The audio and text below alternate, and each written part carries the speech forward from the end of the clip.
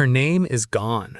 Her grave had no marker, no offerings, no inscription, just a pit in sandy German soil and bones that had been waiting in the dark for 1,400 years. In 2024, a scientist ground her molar to powder and read the DNA. She had never been home. Her closest living relatives were not in Germany, not in Scandinavia, not anywhere within 1,000 kilometers of where she died. They were in Ukraine, in Belarus, in the ancient river valleys between the Dniester and the Don. She had crossed a continent to die in a field that was not hers. And she was not the exception. She was the rule. 80% of everyone buried in that region had come from the East, the largest population replacement in European history since the Bronze Age, and nobody had noticed. For 1,500 years, nobody had noticed. Here is what every history course taught for 150 years. The Slavs were the latecomers of Europe. After the fall of Rome, after the Goths and Vandals and Huns had played out their violent dramas, a quiet, leaderless farming people drifted westward from somewhere in Eastern Europe. No great king led them. No battle marked their arrival. They simply appeared, gradually in the records of their more literate neighbors, farming the land and keeping to themselves. Latecomers, drifters, a footnote to other people's stories.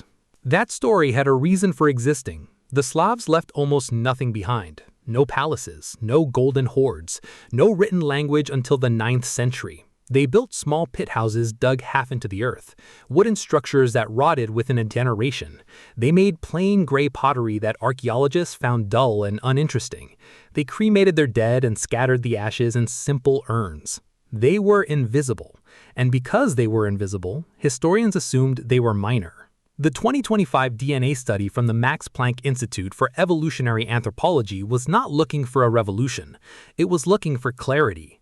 550 ancient genomes, 26 archaeological sites, Poland, Germany, Ukraine, Croatia.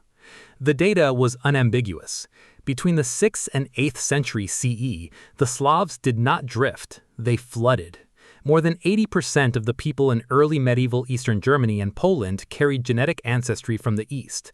The old Germanic Iron Age populations, the people who had farmed those lands since before Julius Caesar was born, had been reduced to scattered remnants, less than 15% of what remained. In a single century, without a single recorded battle, without a single recorded king, the footnote people just became the story. To understand how this was possible, you have to understand what those fields looked like before the Slavs arrived.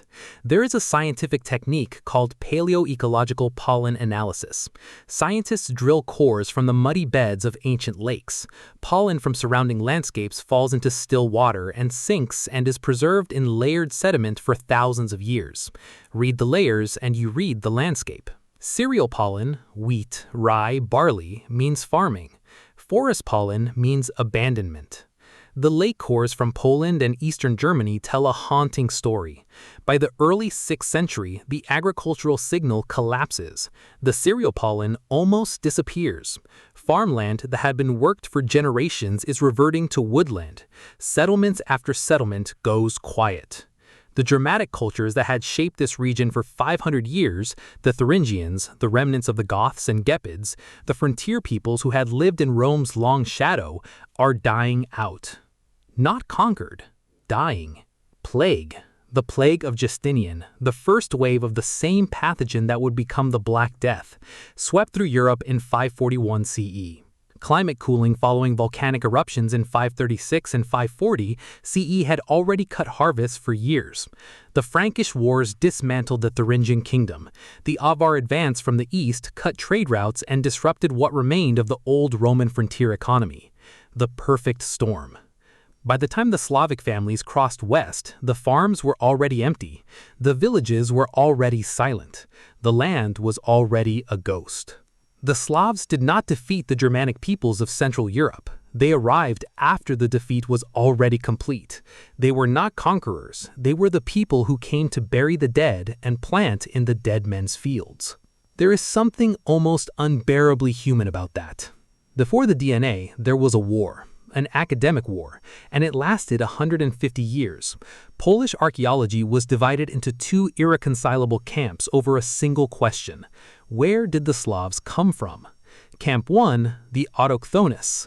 The Slavs were always here. Their presence in the Oder and Vistula river basins was continuous since the Bronze Age. The pottery styles proved it. The settlement patterns proved it. This was Slavic land from the beginning, and it always had been. Camp 2, the Allochthonous. Eastern origin, recent arrival. The Slavs entered Poland in the early medieval period from somewhere further east. The similarities in material culture were convergence, not continuity. Why did this matter so much? Because in the 20th century, with border shifting and nations fighting for territory, it mattered enormously whether the Slavs had always been in a particular piece of land or whether they had arrived recently. Archaeology became politics. The autochthonous position was official doctrine in communist Poland. The allochthonous position was associated with German academic tradition and therefore politically dangerous.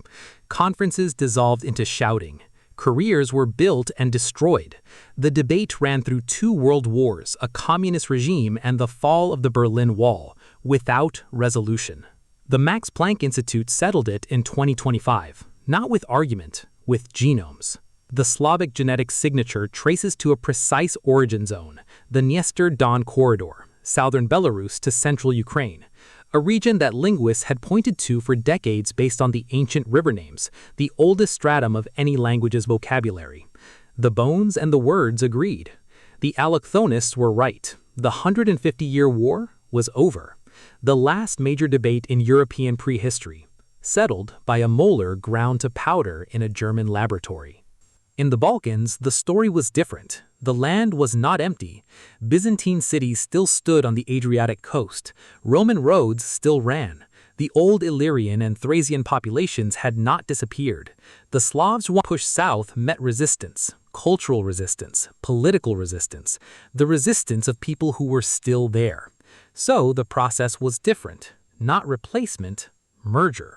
The DNA in Croatian cemeteries from the early medieval period shows it clearly. Roughly 70% Slavic Eastern ancestry, 20 to 25% pre-existing Balkan ancestry. The Y chromosomes, the paternal lines, carried overwhelmingly from the East. The mitochondrial DNA, the maternal lines, carried a stronger local signal. Fathers from Ukraine, mothers from the ruins of Rome's frontier. Their children became Croatian. Here is a detail that broke the researchers' expectations. The Avar Khaganate, the East Asian steppe empire that controlled the Carpathian Basin from 576 to 796 CE, was supposed to be the Slavs' enemy, or at best, their master. The Avars were the dominant military power. The Slavs were their tributaries, their subject farmers, their subordinates. The DNA found Slavic individuals buried in elite Avar graves. Not slave burials, not servant burials, elite burials, with gold, with weapons, with horse harnesses that indicated high military rank, in the most prestigious burial context of the entire Khaganate. The Slavs were not outside the Avar world looking in, they were inside it, rising inside it. The Khaganate appears to have served as a crucible, a political pressure cooker in which the distinct genetic signature of South Slavic populations formed before those groups pushed south into the Balkans. The Avar Empire, usually remembered as a brutal steppe tyranny, may have been the incubator of South Slavic identity. The conqueror created the people who outlasted him. The Avars are gone. Their genetic signal faded within a century of the Khaganate's collapse. The Slavs they ruled are still there. 350 million of them. Why did the Slavs succeed where the Goths failed, where the Vandals failed, where the Lombards, who built a kingdom in Italy that lasted 2 centuries, ultimately failed? The answer is in what they didn't need.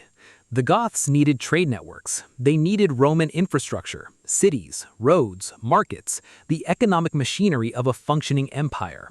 When the infrastructure collapsed, the Gothic kingdoms collapsed. With it, the Slavs needed nothing but land and rain.